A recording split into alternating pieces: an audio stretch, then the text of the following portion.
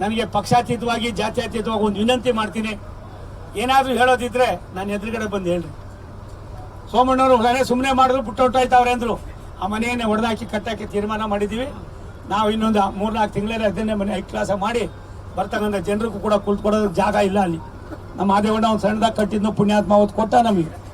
ಅದನ್ನೇ ನಾನು ನೋಡಿದೆ ಬೇರೆ ಬೇರೆ ಕಡೆ ಕಟ್ಟಬೇಕು ಅಂತ ಯೋಚನೆ ಬರ್ದವು.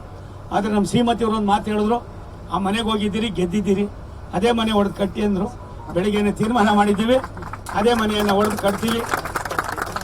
5 ವರ್ಷಗಳ ಕಾಲದಲ್ಲಿ 8 ತಿಂಗಳು ಮುಗಿದಿದೆ ತಿಪ್ಪೇಸ್ವಾಮಿ. ಇನ್ನು 4 ವರ್ಷ 4 ತಿಂಗಳಿದೆ. ನಿಮ್ಮ ಜೊತೇಲಿ ಇರ್ತೀವಿ. ಒಂದು ವಿನಂತಿ ಮಾಡ್ತೀನಿ, ಎಂಟಾಶೀನಗೋಸ್ಕರ ನಾನು ಇಲ್ಲ, ಬಾಯಿ ಬಡ್ಕರಿಗೋಸ್ಕರ ಇಲ್ಲ, ಹೊಗಳು ಭಟ್ರಿಗೋಸ್ಕರ ಇಲ್ಲ.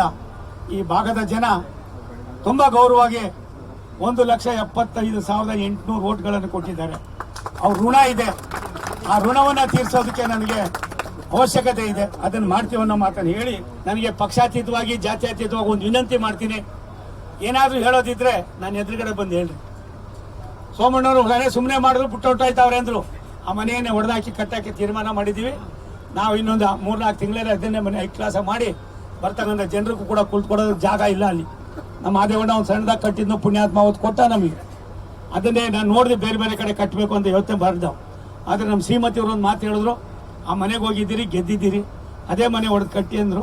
ಬೆಳಿಗ್ಗೆನೆ ತೀರ್ಮಾನ ಮಾಡಿದ್ದೀವಿ, ಅದೇ ಮನೆಯನ್ನು ಹೊಡೆದು ಕಟ್ತೀವಿ.